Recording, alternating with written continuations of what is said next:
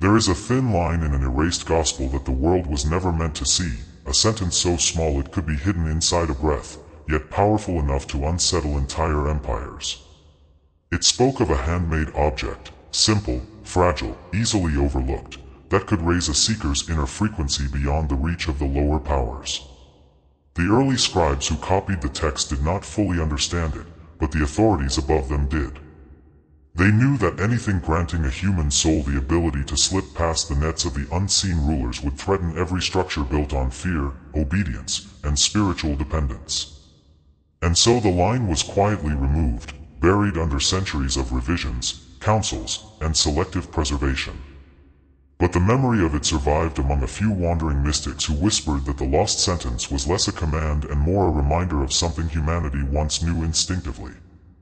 The story begins in a quiet coastal settlement where a young seeker named Archon lived in near isolation, surrounded by weathered cliffs and wind-carved stone. His only companions were old manuscripts, some incomplete, some damaged by time, some written in symbols that felt more like living diagrams than words. Archon spent each evening tracing those symbols with his fingertips, sensing a hum beneath the ink as if they still carried the resonance of the hands that drew them. The villagers believed he was wasting his youth searching for things that no longer mattered, but Archon felt an ancient pull, a soft awareness that something had been taken from the world, something that should not have been forgotten. One night, while reading by the dim flame of an oil lamp, he found a peculiar marginal note written in a different hand from the rest of the manuscript. It described a small object, crafted by hand, infused with intention, and holding a single sacred word preserved from the earliest Gnostic tradition. The note claimed that whoever carried it would no longer be influenced by the illusions generated by the lower powers. It did not promise safety or miracles but something far more subtle, clarity. The ability to see deception before it had the chance to take shape. The ability to recognize one's own inner light without distortion.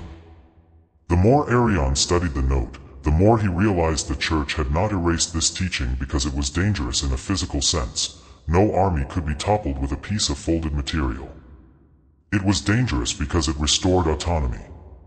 Because it reminded humans that spiritual sovereignty did not depend on hierarchy or ritual or external authority, but on the alignment of their own consciousness. And that kind of clarity made people impossible to manipulate. Archon began searching for references to the object in other manuscripts. Most had been edited beyond recognition, but here and there he found fragments, mentions of a resonant token, drawings of a circle within a circle, hints at a frequency that could not be measured by any instrument, only felt. An elder mystic he visited described it as a frequency ladder, a way of raising the soul just high enough that the lower forces could no longer distort perception. Not to escape the world, but to move through it with a kind of quiet invulnerability. As weeks passed, the idea of the object settled into Archon's mind like a seed ready to open. He realized that the power was not in the material itself but in the act of creation. Something shifted when hands shaped matter with intention. In the ancient stories, humans were said to be the bridge between physical and divine. Everything they touched carried a trace of their consciousness. By crafting the object yourself, you were not adopting an external tool, you were imprinting your own frequency into form. The night Archon finally crafted his own, a strange stillness filled the room. He used nothing special, a thin sheet of natural fiber, ink made from soot and oil, and the single word whispered by mystics for generations, a word pointing back to the original source, untouched by the lower creator. As he drew the symbol, he felt a soft vibration rise in his chest, not dramatic or mystical, just a quiet recognition. Something in him remembered this process, like a muscle long and used but not forgotten. When he finished, he held the object between his palms, feeling warmth gather there. It did not glow, did not hum, did not transform his surroundings. But his thoughts grew quieter. The fears that usually clung to him slipped away like mist. And for the first time, he sensed the boundary between his awareness and the influence of the lower powers. It was subtle, like realizing a noise you had lived with your whole life had suddenly stopped. Archon understood that the object did not shield him from the world, it simply lifted him above a frequency where interference could reach. Word of his discovery began to spread, quietly, instinctively, without announcements or teachings. People who visited Archon noticed that something about him had changed. His presence felt lighter yet more grounded, his voice calm even when speaking of difficult truths. And though he never claimed to possess a secret, those who spent time with him found themselves remembering parts of themselves they had long ignored. The clarity around him was contagious. Meanwhile, forces beyond the village sensed the shift. Not in a dramatic, cinematic way, but through the subtle network of influence that the lower rulers maintained. They recognized when a soul began to rise beyond their grasp. Such souls were rare but always noticeable. And whenever too many awakened in the same region, history showed that pressure would soon follow: restrictions, fear campaigns, disruptions, anything to prevent clarity from spreading. Archon, unaware of the attention he had drawn, continued refining his understanding of the lost teaching. The manuscripts made it clear that this object was never meant to be worshipped or replicated for profit. It was meant to awaken something ancient within the maker. A reminder, not a charm. A doorway, not a weapon. And as he lived with it day by day, the world around him began to reveal layers he had never perceived: intentions behind words, distortions behind emotions, echoes behind choices that did not belong to him. It was like learning to see the water you had been swimming in all your life. This clarity marked the beginning of his journey into the deeper structures of the unseen world, a path that would draw him into the very architecture of the Archons, their intentions, and their boundaries. A path that would eventually reveal why the lost teaching mattered now more than ever, and how a single handmade object could open a frequency doorway back to the original source. Archon's quiet transformation did not go unnoticed in the deeper layers of the unseen world. The moment a human consciousness begins lifting even a few degrees above the ordinary frequency range, something in the architecture of the Archons reacts, subtle at first, like a shift in atmospheric pressure, then progressively more targeted. The ancient texts hinted at this reaction not as punishment, but as a reflex of the lower powers who depend on distortion the way lungs depend on air. And as Archon's clarity increased, so did the attempts to pull him back down. What he felt first was mental interference, a fog that crept in during moments of contemplation, filling his thoughts with irrelevant memories, fragmented worries, and imagined outcomes that carried a strangely repetitive tone. At first he blamed himself, assuming that his concentration had weakened. But one evening, while sitting near the cliffs where the ocean echoed against the rock, he realized the pattern was too deliberate to be internal. The same intrusive thought would return every few moments as if probing him, testing weak spots in his attention. When he held the handmade seal against his chest, the thought dissolved instantly. This was the first sign: the Archons operated through mental noise, and clarity disrupted their influence. Soon after, emotional interference followed. Archon noticed sudden waves of irritation from no clear origin. They appeared like gusts of cold wind, short, sharp, and uninvited. The emotions did not match the moment, nor did they connect to any memory. It was as though something external attempted to stir turbulence within him, hoping he would latch onto it and feed it with his own energy. The manuscripts called this emotive inversion, one of the Archon's gentlest yet most common tools. It kept souls reactive, fragmented, and easily redirected. But when Archon grounded himself with the seal, placing it near his solar plexus, the emotion evaporated, leaving a serene stillness behind. This was the second attack: manipulation of emotional frequencies. The third form arrived in his dreams. Archon had always experienced dreams as a soft landscape of shifting symbolism, but now they took on an unfamiliar density. Night after night, he wandered through places that felt constructed rather than organic: long corridors, dim plazas, endless staircases with no destination. Figures appeared at the edges of these landscapes, faceless yet aware, watching him with a quiet expectancy. These were not dreams, they were interventions. Attempts to imprint narratives into his subconscious to weaken the frequency he had cultivated.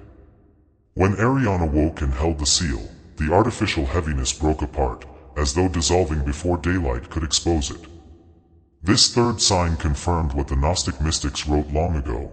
The Archons worked most effectively when the mind surrendered its guard in sleep. The fourth form of interference revealed itself through synchronicity disruption. Archon had grown accustomed to small signs guiding his research, pages opening to the exact passage he needed, travelers mentioning obscure teachings just as he required them, storms shifting at the perfect moment to reveal overlooked cave entrances. But now, everything seemed to fall out of pattern. Messages arrived late, paths closed unexpectedly, conversations drifted away from meaning. The world around him felt subtly misaligned, as if something were tilting the field beneath his feet. This disruption was designed to erode trust in the inner compass, forcing him to rely on external direction instead of inner resonance. Yet each time he realigned himself with the seal's quiet frequency, synchronicity snapped back into place. The fourth attack was interference with the soul's navigation system. The fifth and most subtle form came as energy distortion. Archon began feeling a faint heaviness around his aura, an unseen tightening that made his movements feel sluggish, his breath shallow.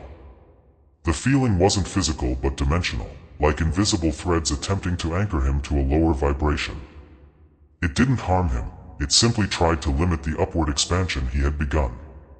Ancient texts described this as the Archon's last resort, the energetic net cast around souls rising too quickly. But when Archon placed the seal near his crown, the tightness dissipated instantly, leaving him feeling lighter than he had in years. It became clear that each form of interference depended on dragging consciousness below a certain threshold. The Archons had no true power at higher frequencies, they could only manipulate what they could reach. The handmade seal did not block them, it simply helped Archon rise to a place where their influence could not follow. Understanding this changed everything. Archon no longer perceived the Archons as enemies, but as caretakers of a limited realm behaving exactly as they were designed to behave. Their interference was not malicious, it was mechanical. They were part of a system that maintained order through repetition, cycles, and boundaries. He had been caught in their field his entire life without recognizing it. Now, for the first time, he could observe the architecture from above rather than within. With each passing day, Archon began documenting the patterns of interference in a worn leather journal. He noticed that mental noise peaked at sunrise, emotional distortion at dusk, dream manipulation on moonless nights, synchronicity disruption during periods of doubt, and energetic tightness whenever he contemplated stepping into a new phase of awareness. These patterns were not random, they formed a map. A diagram of the invisible mechanisms shaping the lower worlds. The seal became not just a tool, but a tuning fork. Holding it shifted his internal frequency with remarkable precision. It reminded him of who he was before conditioning, fear, and inherited beliefs distorted his sense of self. And each time he stabilized his frequency, the reach of the lower forces weakened further than before. The villagers noticed the change not only in Archon's presence but in the atmosphere around him. Conversations became clearer, conflicts softened, even the air near his home felt lighter. Without teaching, preaching, or demonstrating anything, Archon lifted the collective frequency simply by maintaining his own. This ripple effect had been described in the forgotten texts as resonant contagion, the way one awakened soul naturally encourages others to remember. But clarity brought responsibility, and Archon sensed that the next step would require more than understanding. The manuscripts hinted at a deeper practice, one that would turn the handmade seal from a personal tool into a permanent frequency anchor. A seal of the monad. He knew he was being called into the final stage, creating the monad seal exactly as the ancients once did, using intention, breath, presence, and the hidden word that aligned consciousness to the source beyond the lower realms. And once this seal was made, his frequency would no longer rise momentarily, it would stabilize beyond reach. The Archon sensed it too. Archon awoke before dawn, stirred by a stillness so deep it felt like the world itself was holding its breath. He sensed that the time had come to create the final version of the seal, the monad seal described only in fragments, passed through whispers, and guarded carefully by those who understood its implications. Unlike the simple paper token he had crafted earlier, this seal required intention woven through every motion, every line, every breath. It was not the material that held power but the consciousness infused into it. The ancients insisted that a seal formed without full presence was nothing more than decoration, but one created in total awareness became a bridge to the higher realms. He prepared his workspace with deliberate slowness, letting each action become part of the ritual. He cleared a small wooden table, opened the shutters just enough to let the pale blue dawn seep through, and lit a single flame. The village was silent, the ocean beyond the cliffs gently rising and falling like a sleeping giant. Archon sat with the blank sheet before him, feeling the subtle vibration that had been growing in his chest over the past days. It was calm, steady, unmistakably real. He had spent weeks studying the nature of the monad, not through dogma or doctrine, but through direct experience. The monad was not a deity, not a personality, not a being with desires or judgments. It was the origin point, the infinite field that existed before division. Every soul carried a spark of it, though most forgot. The Archons had influence only in the fragmented layers below. They could not touch the realm of unity. This was why the seal worked. It reminded the soul of its original frequency. Alignment, not protection. Archon ground soot and oil to make the ink, then paused as he remembered a passage from an obscure manuscript that said the ink should be mixed with a single drop of breath. Not literal moisture, but breath released with intention. He leaned over the bowl, exhaled slowly, and watched the surface ripple. Something subtle shifted in the air, almost imperceptible, like a tuning fork aligning. When he dipped his brush into the ink, his hand no longer felt entirely his own. Not controlled, but guided. The symbol he drew was a circle with an inner point, not a dot, but a pulse. Every stroke seemed to echo inward, like drawing a pathway into the center of existence. As he worked, the environment thickened with an invisible presence. Not a being, but a density of clarity so profound that even his thoughts softened into silence. The manuscripts had warned that Archonic interference would peak during the creation of the true seal. And as the final lines formed, Archon felt the first wave of pressure. Mental distortion pressed against him like static, attempting to disrupt the rhythm of his hand. But the silence within him was immovable. The seal's frequency had already anchored. The interference slipped off like dust on water. The second wave arrived as emotional turbulence, old fears, memories, doubts rising suddenly as if summoned by an unseen hand. Images of loss, loneliness, and confusion flickered inside him.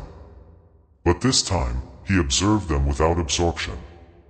They moved around him like shadows cast on a wall, unable to enter the center where he now rested. His breathing stayed steady, his hand unwavering. The third wave came not through mind or emotion, but through the room itself. The air thickened, the flame trembled, and the shadows along the wall shifted in unnatural patterns. It was as if the architecture of the lower realms were pushing against the boundary of his awareness, attempting to distort the environment enough to break his concentration. Yet the seal, glowing faintly with fresh ink, created a quiet stabilizing field that held the entire space steady. The interference could not cross its resonance. Archon completed the final stroke. The moment he lifted the brush, the air cleared instantly. The heaviness dissolved. The flame steadied. The atmosphere softened like a deep exhale settling across the room. Archon sat in front of the finished seal, feeling an unmistakable shift inside himself. His awareness expanded, not outward, but inward, deeper than he had ever reached. He sensed the Archons still existed, still watched, still performed their mechanical roles in the lower realms. But they were distant now, operating in a bandwidth he no longer shared. For the first time in his life, Archon felt unhooked. Not protected, not shielded, simply unreachable. This was what the suppressed teaching had tried to impart. The lower powers did not need to be defeated or feared. One only needed to rise beyond their jurisdiction. Consciousness was not a battlefield but a frequency continuum. And the monad existed at a level so high and so fundamental that no distortion could rise to meet it. Archon folded the seal carefully, pressing it between his palms. A soft warmth spread through his body, not dramatic, not mystical, but profoundly natural. His thoughts were clear, his emotions steady, his energy spacious. He felt no resistance in his field, no anchoring threads tugging him downward. The interference that had once plagued him was now a distant memory, like radio static from a forgotten station. When he stepped outside, the village seemed subtly transformed. Colors appeared richer, sound textures more vivid, people's expressions easier to read. It was not the world that had changed, it was his ability to perceive it without distortion. He walked through the narrow paths, noticing how even strangers paused around him, sensing something they couldn't name. His presence had become a quiet tuning force, harmonizing spaces simply by entering them. Archon did not teach the seal to others immediately. He understood that each soul awakened at its own pace, and the seal was a doorway, one should not be pushed through it. Instead, he lived gently, allowing clarity to ripple naturally through conversations, gestures, and silent interactions.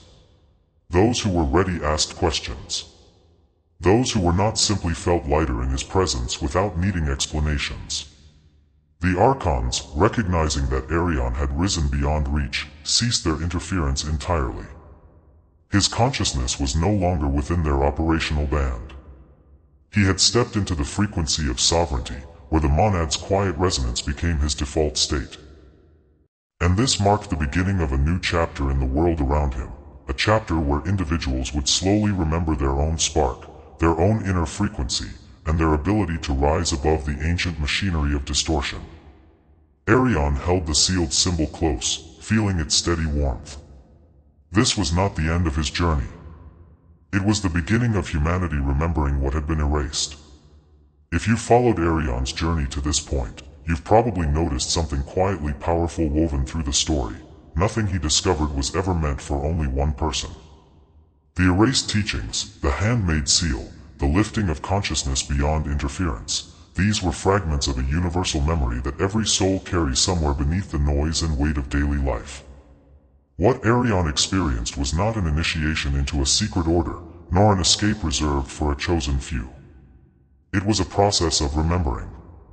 And remembering is something any human being can begin the moment they pause, breathe, and listen for the frequency beneath their thoughts. The monad seal he created was never about symbols on paper. It was a mirror for his inner state, a reminder of the stillness that lives beneath fear, the clarity beneath confusion, the unity beneath fragmentation. You don't need ancient ink or hidden manuscripts to feel that shift. You don't need mystical training to sense when your thoughts quiet, when your emotions soften, when your intuition finally rises to the surface after years of being drowned out by doubt. Awakening is not dramatic. It is intimate, simple, and deeply familiar. You might notice certain things changing now that you've witnessed this story. Maybe old worries won't cling as tightly. Maybe you'll feel a bit more aware of the environments that drain you and the ones that lift you. Maybe you'll begin catching the subtle ways the world tries to pull you into noise, and the equally subtle ways your inner light guides you back out. These small recognitions are the real doorway. They are the beginning of your own frequency rising above the old patterns. If this journey resonated with you, I invite you to support this channel so we can keep exploring these forgotten teachings together. Please like this video if it stirred something in you, share it with someone who might need this clarity today, and subscribe for more deep-diving explorations into hidden spiritual wisdom and the mysteries of consciousness. Your presence here means more than you know.